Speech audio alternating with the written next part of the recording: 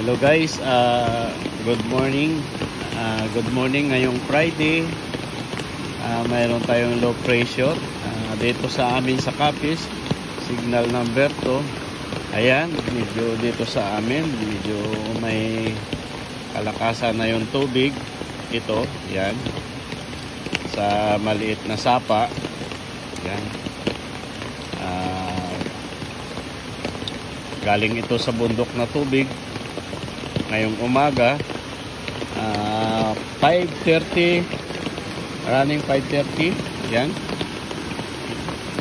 pagising namin, ganito na kalakas ang agos ng tubig dito sa amin, mga ka-idol. Ayan siya, napakalakas na.